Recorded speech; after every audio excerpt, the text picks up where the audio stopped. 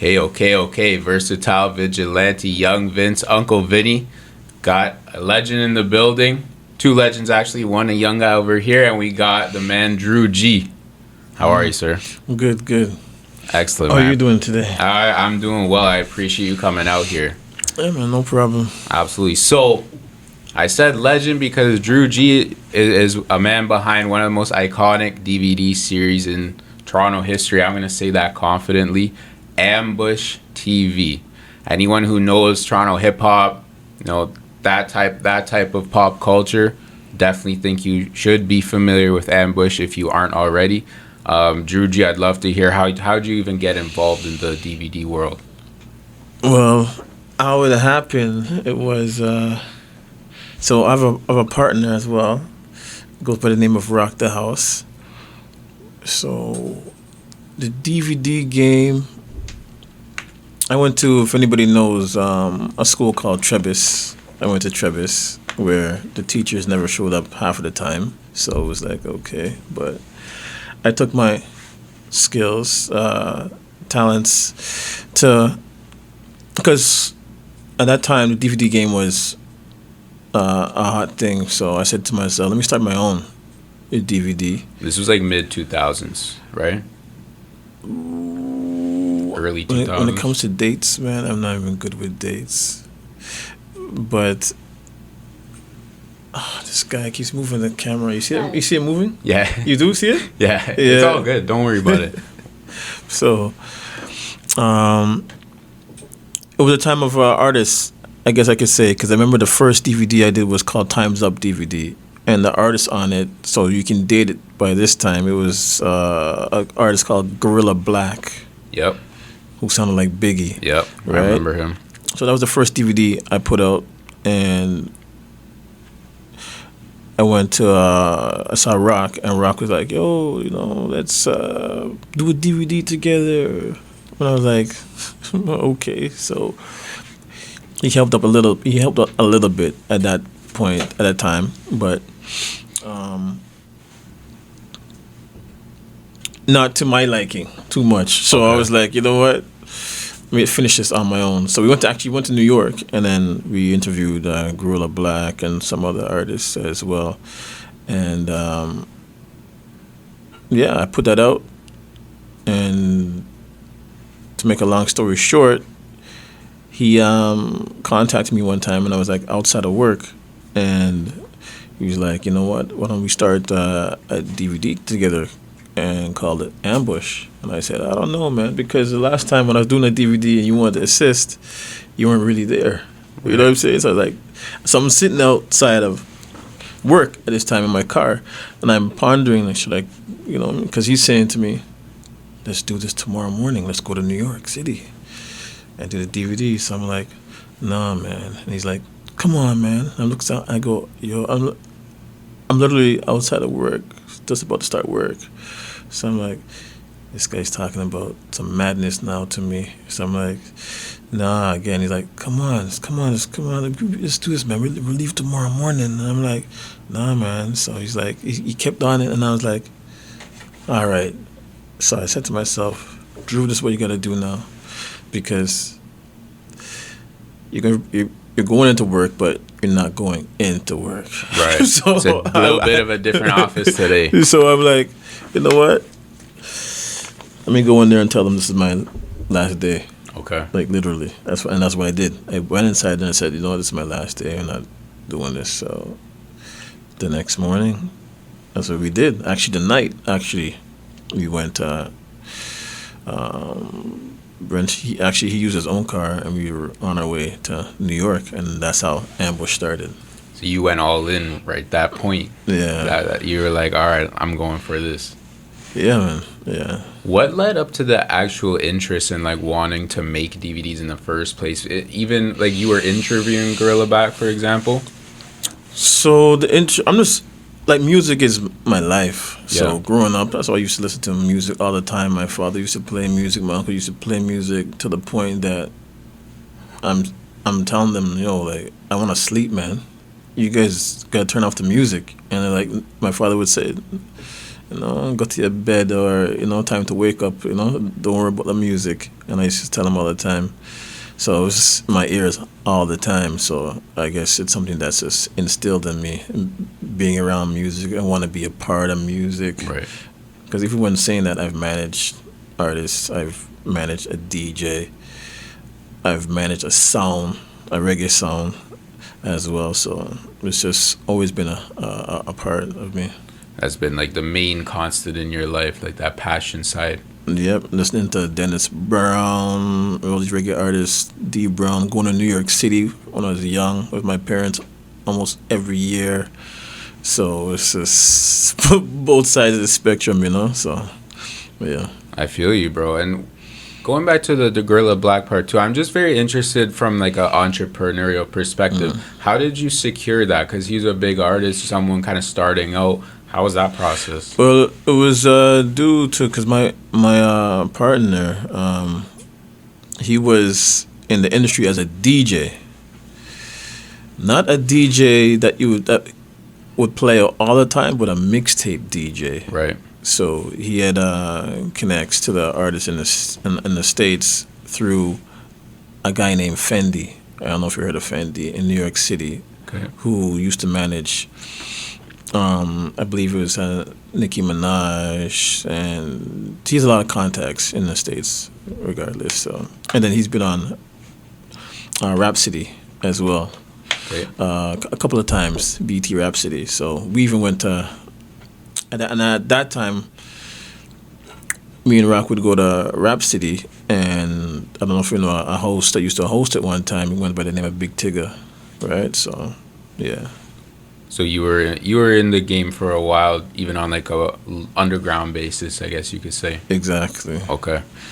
And how did you first link up with Rock? Because I was actually, to prepare for this, I was watching one of his interviews that he did, and he told some stories about that mixtape time. So Rock I actually knew from a friend of mine, a good friend of mine, a brethren of mine, that used to go to school with him. Okay. Right, from I guess Milliken days, right? So that's how I knew. And then me and Rock would keep in contact with each other ever so often. I mean, like one time he would call me and be like, "Yo, like, what do you think about my track that he put out one time?" And it's like he said to me, "You know what? I know I'm going to get the real from you, so I want you to tell me." So, and I gave him that advice. So we would keep in contact with each other. And then he was downtown. So when I started my own DVD called Time's Up, I knew he had a store downtown, and then he was like, "Yo, I like what you're doing," type of thing, and that's how we connected with the DVD game. Got you. Yeah. So yourself, you quit your job, you and Rock go to New York City. Take me through that. Once you get to New York, what was the move? Actually, on that trip to New York, we were leaving Scarborough, Toronto, and we're just about to hit Oshawa when the car was, as you could say, or you could say that it was pretty packed. So the weight on the ride was too much, so we had to turn back, and we were no so way, like you could feel it scraping. Yeah, so we didn't actually even get too far. Toronto, man. So we're like, never leave. So we're like, "Oh, you know what? We can't make this trip right now, man. Too much weight in the car." Because it wasn't just me and him. It was me, him, and like 2 other people, right? And we had some luggage and everything. So we actually said, "You know what? Let's make a U-turn and rent a car and head out the next morning." So that's what happened. Okay, so a little detour early, but you overcame that. Yeah. Rent a little minivan type thing. No, we got it was a SUV we rented. Okay. Yeah. And then got that SUV. Did you make stops before New York, or from there? Let's go. No, we got there and we made some stops to get some food, but we got there and it was pretty entertaining because during that trip we actually that same trip we went to by his cousins, a relative of his, and there wasn't that much room before I went to sleep, right? So I slept one night in a car, in the SUV, in the van that we rented, and we got to meet some other artists, and we were started an interview. But I think at one time too that oh man, I forget the artists. They're upcoming underground artists. So it actually was a group, and we were interviewing them, and then some fight broke out at the same time. Oh, what's his name? He was on the other DVD that was big in the States. Smack TV. Yeah. It was Shay Davis. Oh yeah, Shay Davis. I remember him. We interviewed Maino that trip at the studio, Sony studio, and we interviewed Shay Davis like at 11. It was like late. I believe it was in Queens, and he was out there with his kid that was like a baby. Okay. You didn't even know, like in the back seat. Just outside. And we were filming, we were interviewing him, and shooting his video. I was shooting his videos out there, and I was like, yo, he would check up every so often on his youth, right? Right. I was in the back seat. We didn't even know he brought his youth. But then we went to the studio actually with him and stuff, and we hung out. So it was an interesting moment. That's a dope introduction to the city for sure. Yeah, man. So, what was your actual role with Ambush? Was it defined, or were you doing a bunch of stuff? I was the videographer, the supervising the editor. I came up with the concept of how, with the editor, but it was my vision on how it would be pieced together. So whether it would be like interview and then a music video, or then maybe people on the street saying Ambush TV, shout out to Ambush TV, Right. And then you get like the skits, and it was my thing to go out to get other pieces of the creativity of the DVD. So I'd get, you know what I said, people won't just want to watch a DVD with interview and Right. and videos, right? Let's add some other elements. So I would go get fashion show, car show, whatever, bikini contests, Yep. and incorporate whatever, even one or two fight on it or whatever, you know what I'm saying? Right. And then just add those elements to it. So yeah, that was, and then so I made sure when I sat down, we sat down with the editor, and I would say, okay, let's implement this. No, cut this, because there's some stuff you don't wanna. At that time, there's other DVDs putting out like artists with guns and all that, Yeah. branding it on the DVD. And mind you, some of the artists that we interviewed did that too, but when it came to the time to now edit, I limit that, try to cut that out, because Yeah. I know that's gonna be, that's gonna just set us back, right? Yeah. And become a target, because I mean, there was like the real Toronto DVD, and we heard what's going on in the street, because at those times I was like heavy outside Yeah. in the streets, like Yeah. every neighborhood, every hood or wherever. So I would hear what's going on, that the you want to call them 5-0, the boy, them Yeah. were 12. Brought a lot of attention. Yeah, they would go around asking, because if you shot it, videotaped them, you're a part of the For sure. You're around some you know what I'm stuff, saying? for sure. So how does that look? Because with the artists, because Yeah. if they're coming for the artist, They'll and they're come to saying, how you. do we get? Yeah, they're gonna come to the person who's videotaping the artist. Exactly. You have and then- access. yeah, and the artist's gonna think that you're the one who Yep. ratted them out, right? So it's like, this is crazy. You can't, like, we can't do this, man. We're trying to build right now. We're not trying to bring heat to ourselves and then bring problems, unnecessary problems, right? So 100%. 100%. That goes to show too, like when you're outside doing your thing, hustling, you see some of the effects that, you know, content has. And I think in today it's all online, and I think people forget about, like, there's real consequences to what you put out, you know? Yeah, because you see the stuff going on right now with these youths out there, and relax, man. This guy. We got the security at the door. Relax. So, yeah, because you see what's going on right now in these times.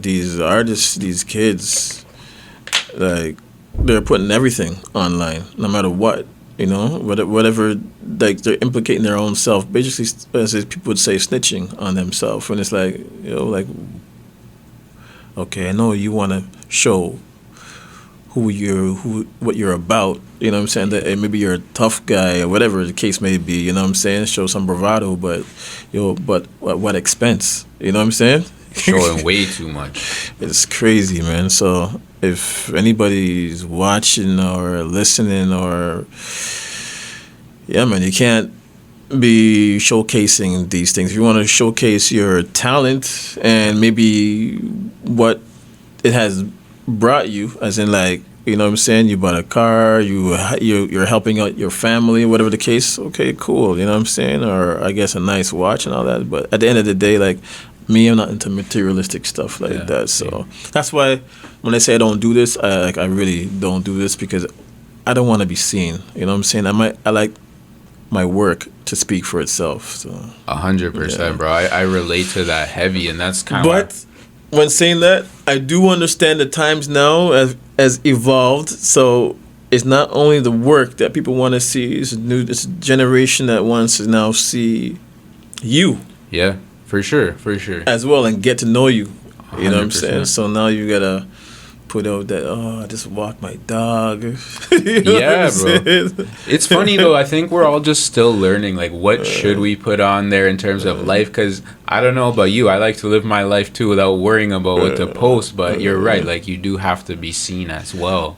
And I think the artists, like, the during ambush and stuff like that, I think that was such an interesting time, because there were people that were still outside heavy, but I think starting to learn that, okay, I need to have personality, because, you know, 50 Cent at the time was huge. He had a big personality, and the music was there. A lot of the biggest artists. So seeing that content, interesting. Speaking of 50 Cent, Here we go, 50 Cent story. Oh man, no, it's not like we've met him, but it's just my opinion. Yep. About him.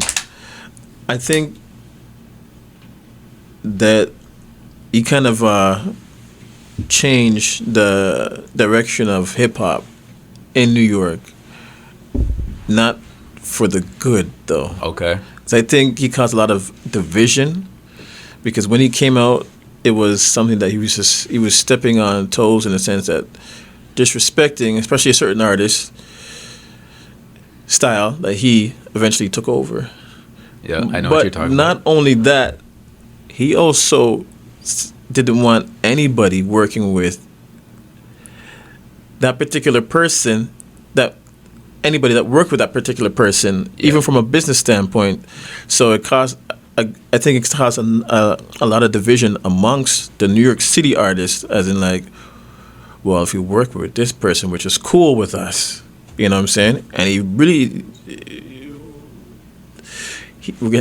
that guy's gonna have an issue with us. So it's like a lot of politics. Yeah. So, and it just trickled down. So I think that's where it started. I think at that point, the New York City actually started to gradually lose the notoriety, and then it headed to somewhere else that was actually bigging up their city down south. Which is Atlanta. Yeah. I wasn't on that. They were all together. You know, they had that love. You know what I'm saying? As they call it, that Southern love. You know what I'm saying? Southern hospitality. Because I went to Atlanta too, as well, during that time, ambush time, to see my cousin that was in the business as well, with in the music business, and her friends were like Ludacris, Jermaine Dupri, which I didn't even know really until I got there. Right. And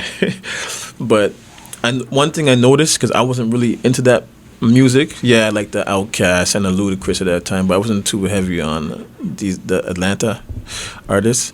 But I did realized that, man, that's all the music they played down there was Atlanta artists, Yeah, man. And I was support. like to my cousin, like, yo, don't they play anything else? And she's like, no. I go, so where's the New York City or the other artists? She goes, they play, but not so much. And I'm like, man, am I? Yo, I tell you, I wasn't really into the Atlanta artists. The Jeezy at the time. Jeezy was huge at that time. Yeah.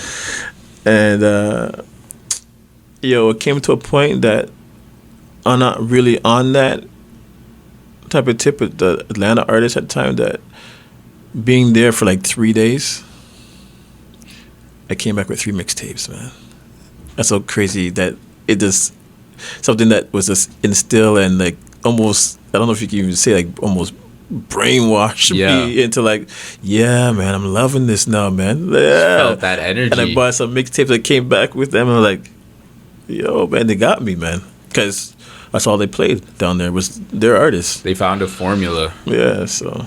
I feel that. And with the New York, I mean, the New York and Atlanta, you felt that firsthand. You could kind of see the change. That's really interesting, man. That's an interesting time. So for me, that's what I felt, where 50 kind of changed the direction of the New York City, gradually losing their almost identity, and it trickling down south to Atlanta, who was like bringing up their artists, and that's all they would play from a city that was playing the artists, but a lot of division started, and it just started to fade eventually.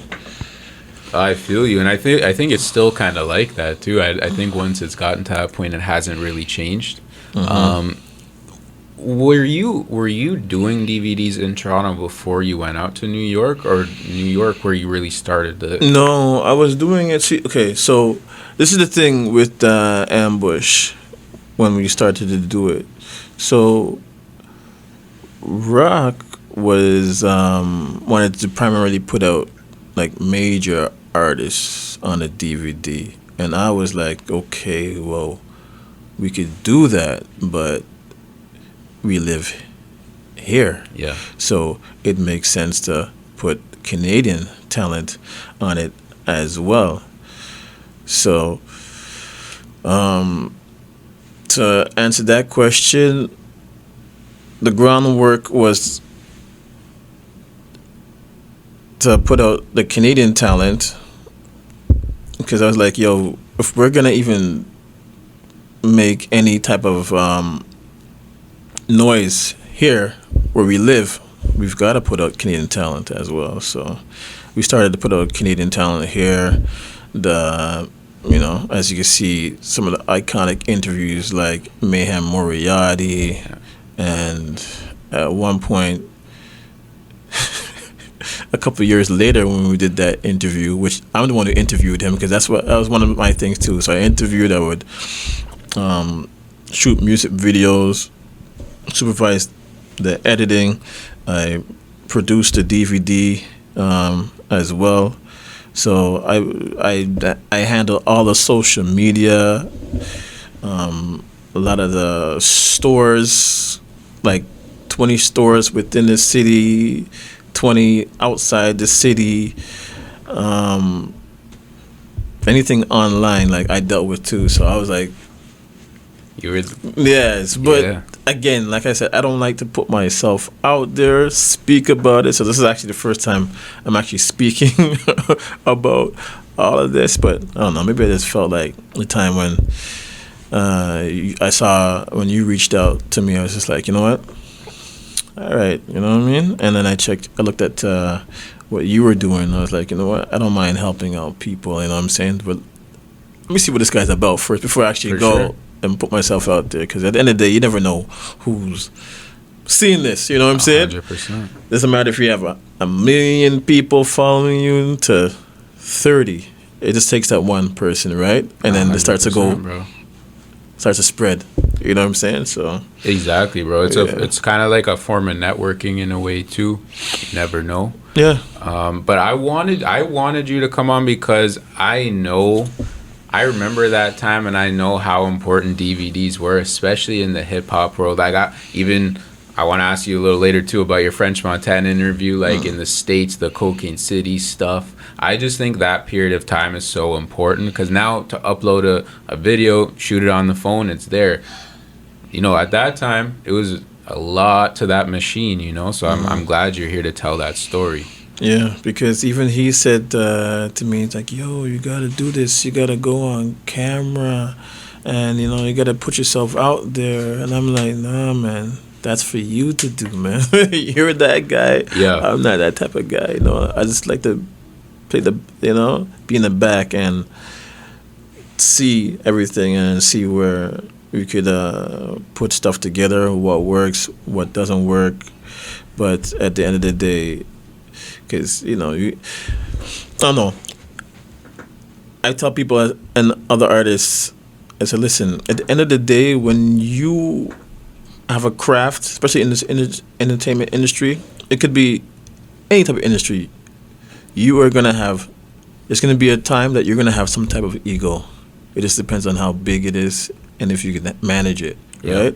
So, yeah, I'm a competitive person. So there's other DVDs out there that I'd be like, oh, I would hear like, oh, this other DVD is coming out. And I'd be like, in my head, I'd be like, oh, yeah? Yeah. What do they do? Harder. Yeah. Time to work harder now. Yeah. So I'd just be like, yo, check to see if this person wants to do an interview. Who's this person here? Oh, he's hot. Okay. I'll be working on another one. Even if we just finish one, it'd make me work that much harder. So, yeah, man. Everybody's got an ego. It just depends on, you have to actually have one because that makes you competitive and want to work that much harder to be on top or get to the top. You know what I'm saying? So it was a fun time. I feel you on that, bro. It's where it's a healthy competition, you know. It's not complacent, wanting to improve, wanting to do better. So it's interesting to hear that you had that experience with the DVDs too, with the physical aspect. So a lot of people don't understand, like when we're talking mixtapes, we're talking about literally physical CDs that you're selling to people, not downloading, not, you know, SoundCloud, Spotify, anything like that. I'm talking physical CDs. So you mentioned you were dealing with like 20 stores in the city. Does that mean you're going to drop off CDs, you know, coming back, see how many are sold? All of that. Talk about that, bro. That part interests me so much, man. Like the mixtape days. Yeah, no, like when Drake said starting from the bottom, if he should even see this or a member of OVO, whatever, yeah, man, we like I told you, slept in van, slept on floor in New York just to get the work. You know what I'm saying? Yeah. Get work done. Yeah. Stores crazy because most of the stores, like I dealt with, like if we had 100 stores, I probably dealt with 80 of them. I was the man because the thing is that my partner, he had his own store, right? So it became competition with other store owners. Yeah. Saying, I don't want to deal with him. So I was the man. They would more prefer to deal with, you know what I'm saying? Wouldn't have too much animosity too, right? Right. Or jealousy or grudge, whatever the case may be. Right? So it'd be like, even what's that store? Sam the Record Man. I don't remember Sam Record Man. Absolutely. So we had it there. We had it in that Sunrise. The record store? No. Yeah. It's a major outlet too as well. HMV?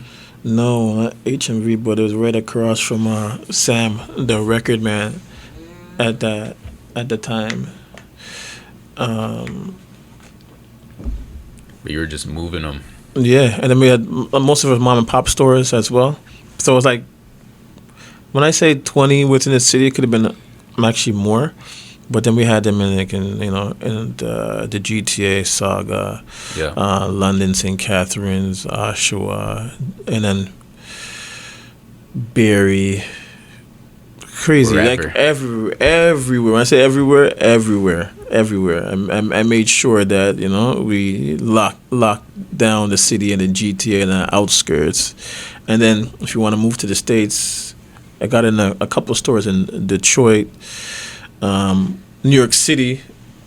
We put it in Harlem, and what they did was bootleg it. So we'd get calls from Atlanta, North Carolina. So they saw the DVD. They want to get on the DVD. I shipped to Japan some DVDs. We actually shipped 15, or was it 1,800? Don't quote me. It's 15 or 1,800 DVDs to Miami. And then we went out there, stayed in Miami for a week, and we hustled all of them in 1 week. Just running around on the street, hustling. And that's what I like about the States. Like, they just appreciate the fact that you're not out there hanging out. You're actually doing something for yourself. Working. So we would like, here's a DVD. How much? $20. Okay, here. They don't want a DVD. We're like, here, take the DVD. No. It's Keep okay. doing your Just thing. Yeah, exactly.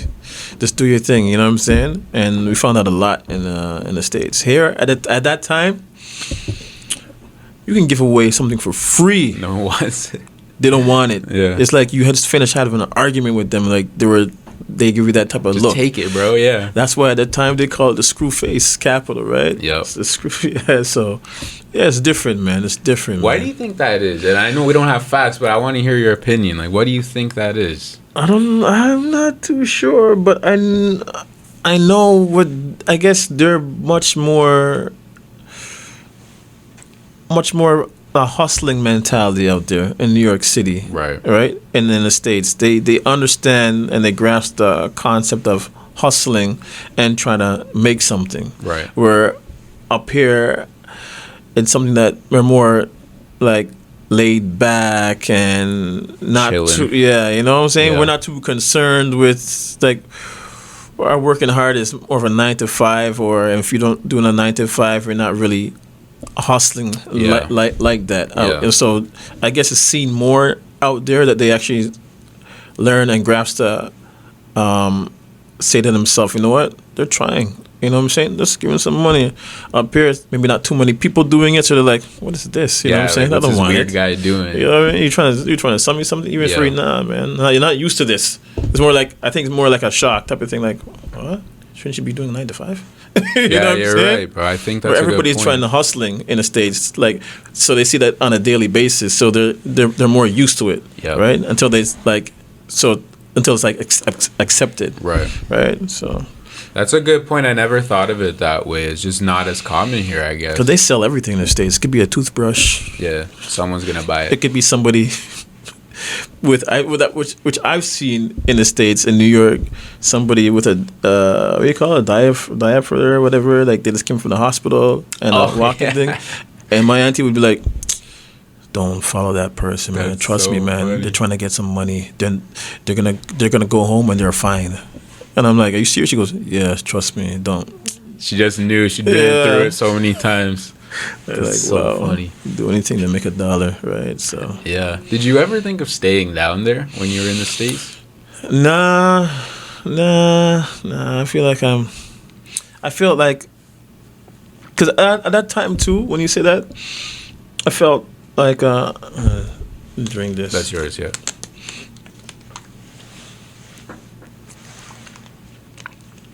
I felt like at that time too that a lot of artists would feel that they would need to go across the border to make it, right? Which I understood because, like I said, they called it the screw face cap at the time. Artists weren't supporting each other. Right. It was looked at like, whatever, he's sucks or he's whack. You know what I'm saying? Yeah.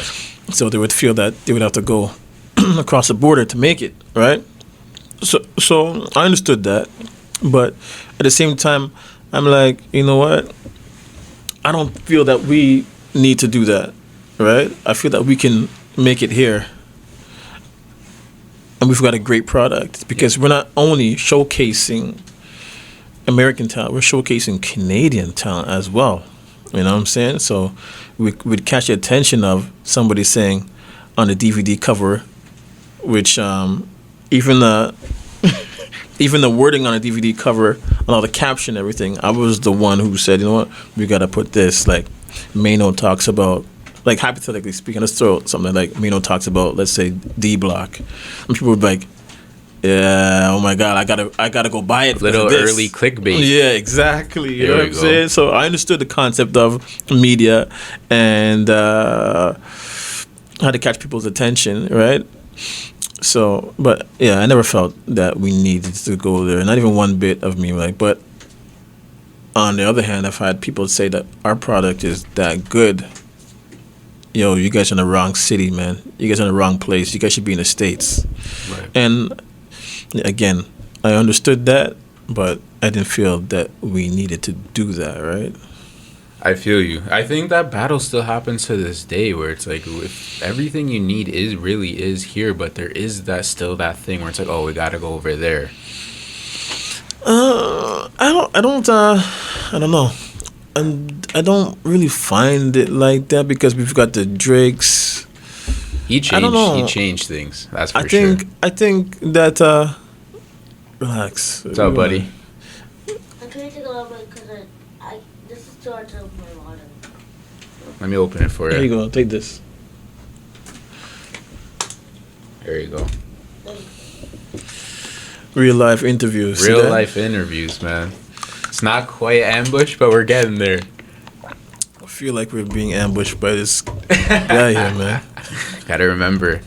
But yeah, I feel like I don't know. I disagree with Okay. that point there. I feel that we've came a long way with the artists such as because in my opinion, I think we have the biggest artists here. We do. Sure, there's the Beyonces, the Jay-Z's, but Drake, Tory Lanez, Justin Bieber, I'm including. Weeknd. I was same guys I was about to bring up, and these guys don't even do interviews, and True. they're selling numbers. You know what I'm saying? They're doing numbers, and this is the young generation that these, you know what I mean, everybody actually wants to see. You know what I'm saying? Selling and doing their thing. So you get like the Drakes, who's arguably number one Yeah. rapper Yep. for like what, a decade now. More now. It's been forever, man. And then you have the Weeknd, who's a singer Yep. who doesn't really put out music like that. He doesn't do any form of interviews, At all. and he's got a cult following that he's just putting up some crazy numbers as well. So I think everything is here. I just feel that not everybody's given a chance as an artist. You know what I'm saying? I think there's the powers that be can put out certain other artists are just holding back, basically, right? Right. But at the end of the day, I mean, these guys can't mess with us, man. I agree, You bro. know, this Toronto- states can't mess with us when it comes to talent, man. Talent, culture, a lot of trends start here. So they know. I agree. They know. I agree, bro. They know what time it is over here, man. I gotta ask you the fan question. I'm sure you've been asked this many times. We brought up Drake. Drake was on Ambush. What can you tell me about that, man? He was on a few times, right? Yeah, I think like 3 times. Yeah. Yeah, so how that came about was that he was doing Degrassi at the time, and I don't even know, but I reached out to him, and I got his number, and it was something that in the streets he was the one, right? He was making a lot of noise, right? Forget about the Degrassi thing. For me, it wasn't even that, because for others as well, it was rapping. Like, you have to give him his credit due. You know what I'm saying? He was nice. He was nice with it, rapping. So I said, you know what? I gotta look for this guy. So I got his number. I called him, and we set up a interview with him. I think the first interview was actually with him, and on that DVD was Trey Songz as well. I just watched that. The Replacement Girl. Yeah, that's on YouTube right now. Video shoot. Yeah, that's the thing. Like, I control all those accounts, man. Dope. Like, every account. Even we had MySpace days. Yeah, we had MySpace. I wish I control all those accounts. Those clicks. But, yeah, I think we had like 36,000 subscribers, something like that, man. Don't quote me, but it's ridiculous up until this day. Yeah. So the first interview was we went out to his video Replacement Girl with featuring Trey Songz, right? So that was interesting. And then I think the second one was at his studio. We were talking about the Cardinal Official, where he brought up the Cardinal Official thing and the Mayhem Moriarty thing, and then that went like basically viral, right? And 2 years later, I remember I was laughing earlier on in the interview. The reason why, one of the times I was, is because it was on World Star, that same interview with Drake talking about Cardinal Official. Talking about Cardinal Official. Oh, stop squeezing it, man. We're almost there. You're being a good guy. Talking about Cardinal Official, and yeah, it was on World Star because Rock called me and he's like, "Yo," he's like, "What?" And he's like, "Yo, this thing's on World Star right now. This video." And I was like, "Really?" And I'm laughing because I'm like, "You look how long that interview was. It was like at least 3 years ago, type of thing." So, but yeah, he actually wanted the DVD too as well. So he came when I was in Ajax to come pick it up from me. But yeah, I always knew one thing with that guy. I always knew that he was gonna make it big, though. I always knew, and that's what people say to me, like, if you always knew that he was gonna make it big, why didn't you? You know what I'm saying? And I'm like, nah, man, it has to be organic. I'm not gonna finesse somebody or try to, suck on to somebody, tag along with somebody because it's gonna benefit me. It has to be something organic, or that we have a connection or of some sort, right? 100%. So, you're not a leech. Nah, yeah, I'm not one of them people. So it's just like, yeah. And plus, at the time too, for me, it was like, yo, we're doing big things too, just like him, right? Man. If he's gonna make it, we're gonna make it, right?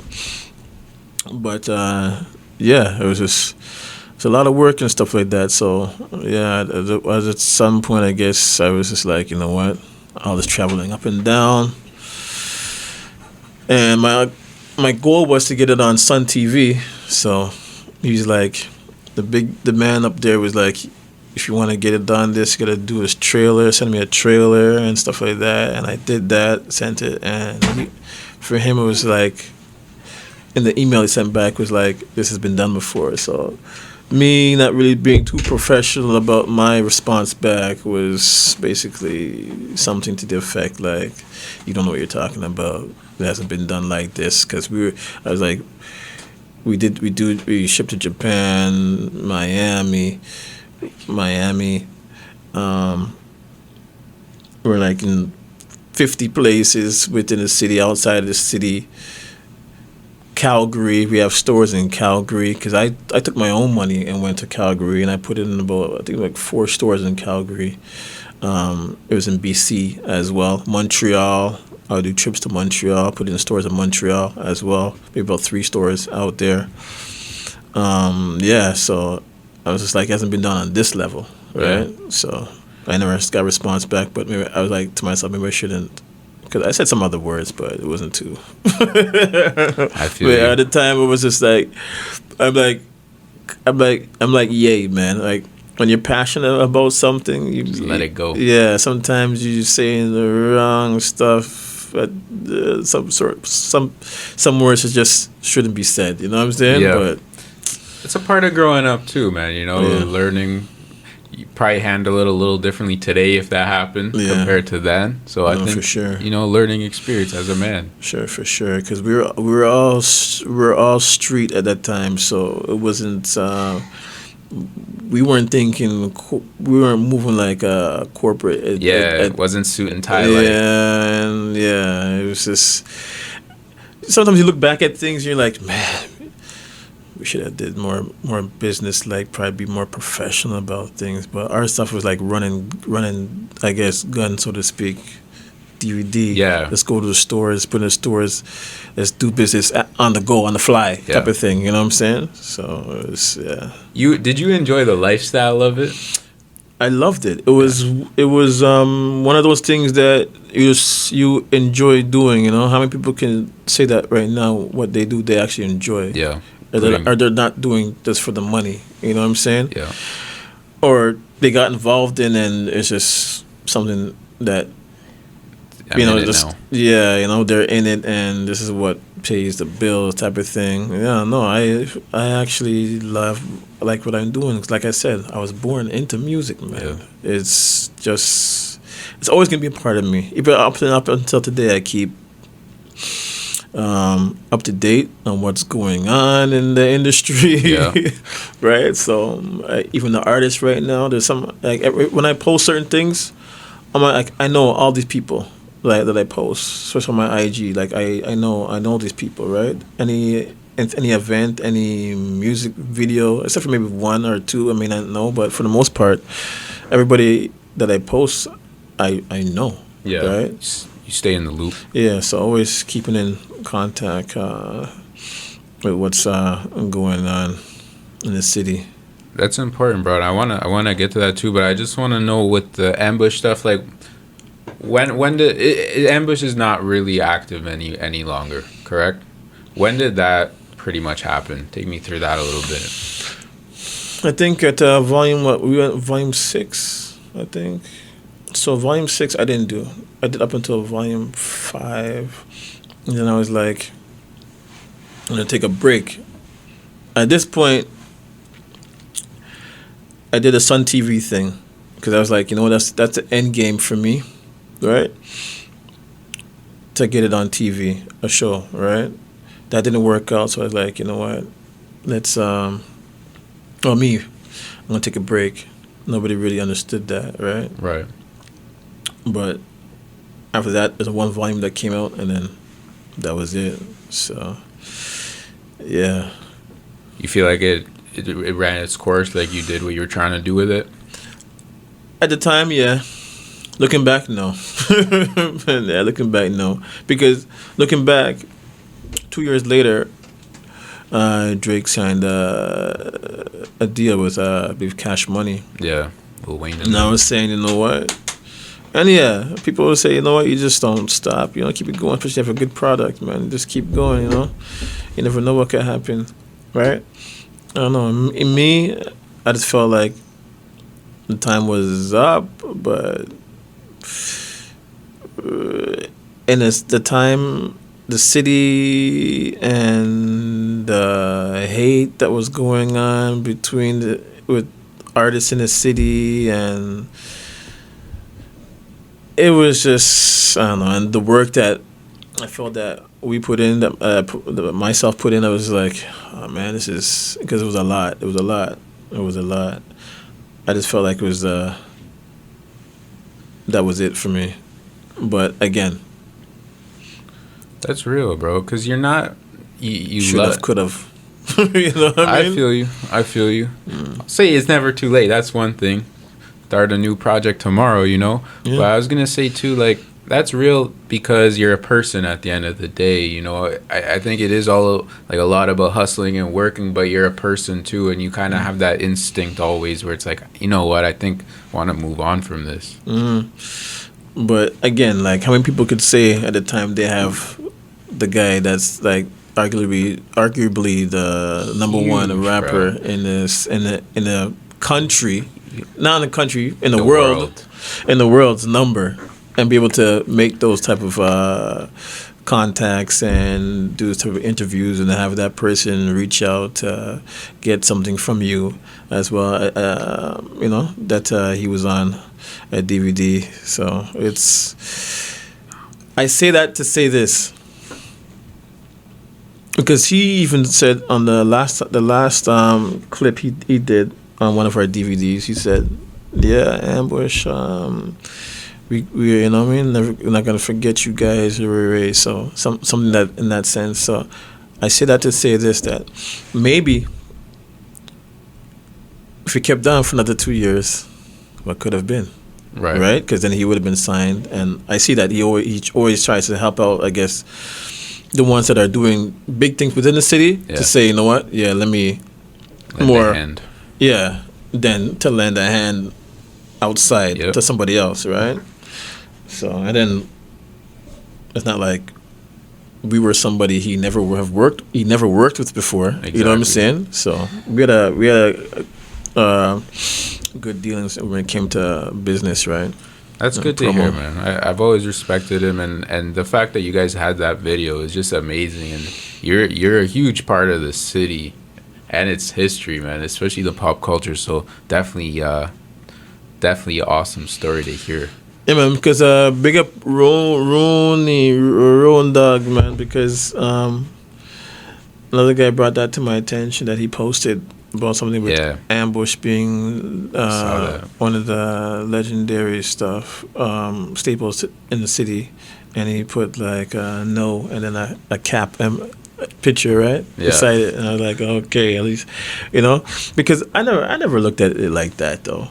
I've always got that said by other people, but I don't self-proclaim myself or see myself bigger than anybody else, right? So it's humbling to hear that, and it's nice to hear that, and that's the same thing. Like I said, like I don't do this. I know, man. I don't do this at all. But as you get older and you mature, and because I watch Drink Champs, and as you know, they said, you know what, you should talk your shit, man. You know what I'm saying? So I understand that too as well, and I think people need to know where things started, because at the end of the day, a lot of these artists started on DVD and grown. Oh, like that whole era. You know what I'm saying? All of them. Because, for instance, the man that's arguably the best in the world at what he does started from DVD. Yeah, man. Then Nicki Minaj started from DVD. You know what I'm saying? So a lot of these artists, before they became who they are right now, were interviewed by people like myself from the ground up. You know what I'm saying? On a DVD. Oh yeah. Yeah, man. So. No, it's huge. Where DVDs in general had a huge part to play. And the physical copies aren't there, but the spirit is there. That's for sure, man. It played a huge role. Mm-hmm. So amazing stuff with the DVDs. You ever thought about putting them all out like virtually? No, somebody did mention that to me, saying that we should put them on social media, online, and start it back up, and and I actually said to myself, start it back up. But I was like, it has to evolve though. Like, it has to be something a little bit different. It couldn't call it really the same name. But we could put it out, something out. Like a natural progression. With maybe an introduction saying, these are the people that brought out this, and now it's evolved into this type of thing. Yeah. But I don't really have time for that, right? You know what I'm saying? And plus, it has to make sense. It has to make sense to me that I would put out my time at this moment to want to do all that. Because I've thought about it for years. Still, I thought about it. Like maybe I should start my own thing. And I'm like, nah. But if I do, I have to be like 100 in it, you know what I'm saying? On point. I'm not going to do anything half, It just is not going to work for me. Because I did actually start an introduction with and had the help of an editor, because I was like, yeah, okay, let's do it. And everything. So I had the introduction and everything, and I still have the introduction. I think I might have put it out once online on a story, and never again. Because I was like, I was hype at the beginning. Yeah. Saying, yeah, I'm going to start up this new thing, right? You know what I mean? And then I had the video out, and I was like, coming soon. And then I was going somewhere. I was on my way somewhere. I forget. Where was I going? I might have been going to the airport to maybe even like Brazil at that time. But I was going somewhere to the airport, and I just put that out. But then that feeling left. Like, I don't feel all 100 again into this, man. So I was like, but you can still do it. But I was like, nah, it's not gonna be the same. I can't tarnish the name. That's what for me was. I can't tarnish the name. It's your baby. Yeah, so I just didn't go through with it again. I feel that. Dope thing is that's all your stuff, you could do it if you ever want to. It's right there. Just sick. Yeah. Love that, man. So I gotta ask you, would you have any advice for anyone, maybe next generation, that's thinking about getting in the game? Maybe they don't even want to rap, but there's someone like yourself that loves music, wants to be involved.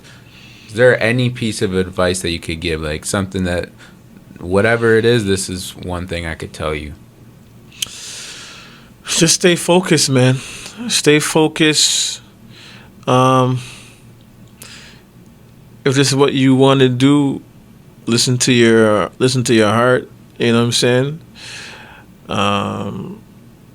Don't take no for an answer. Consistency is key as well when you are starting out as well. Your consistency, focus. There's always going to be obstacles, but you got to be strong mentally. Mentally. Because you're going to put things out. People are going to be in your ear. And you have to be the one to say, you know what? Nah, I'm not going to make this bother me. Or, nah, this person's talking, to me right now. You know what I'm saying? So, and then you have the online comments and all that. So there's a lot of variables that can draw your attention away from your brand. Yeah. So focus, consistency. You have to be strong-minded, and you have to be militant as well, man, when saying that. But yeah, man. If you believe in your art and what you're doing, yeah, man, don't make nobody tell you anything different, man. That's real, man. I love that. And the next thing is too, it's not necessarily all about the work you put out, but the people who you keep surrounding you, right? Yeah. Because you can have people who are just telling you yes, yes, yes, and it's like, yo, so really everything I put out is good? You know what I'm saying? It's not. Yeah, you know what I'm saying? You gotta have people around you that's gonna be real. You know what I'm saying? Yeah. And not toxic as well, right? So you gotta have good people. Point, man. You gotta have good people around you, man. They'll keep you your feet on the ground and your head high. You know what I'm saying? Absolutely. I love that lesson. And then just one fan question, did you have a favorite artist that you interviewed from the time? Anything that stands out other than Drake, because it's a different one.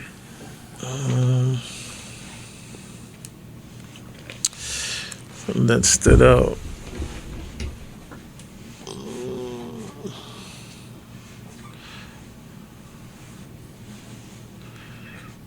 What would I say?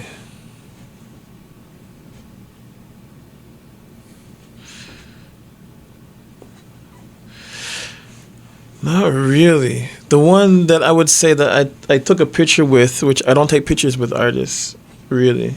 But I don't know. It was just something different, man. Like, I've always admired this person as an artist and listened to them from time. and then I had a good interview with them as well, and it just was just, I don't know, the whole vibe and energy from that person as well was, I have to say, was Spice. I don't know if you know Spice, but that's a reggae artist. So I don't know. After that, because a lot of these artists you interview and it's more like they want to just, you're talking to them, but it's about them. Yeah, you know what I'm saying? The connection's not really yeah, there. you don't feel anything. You're just like, it's work. It's business. You know what I'm yeah. saying? And Yeah. then you go. You Yeah, know what I'm exactly. saying? And they're like, they feel the same way. Yeah. Like, because at that time when we were doing interviews with a lot of these artists, it was like, oh, it's Canada. It's where we can make some money. You know what I'm saying? Yeah. It's a different region, man. You know, so they saw it as a good way to make money, and yeah, that was basically it. But yeah, that was I don't know, just a vibe I got from her, and me being a fan from time. Dope. With that artist, it was like it was just different. It was just different, man. Oh, shout out Spice. Obviously, the Drake one, but for sure, Legendary, bro. even that freestyle he did outside of the studio. That was sick. Yeah, so that was Legendary. yeah, man, that was nice. I didn't think he was gonna have that type of reaction, but That type of energy. He yeah, brought it. because he's the one. Actually, you know what? It wasn't even him. When we went outside, I was like, "Yo, you want to spit something?" You know what I'm saying? You know, do a freestyle, something, anything. He's like, so it wasn't his idea to do it, but he was down. he did it.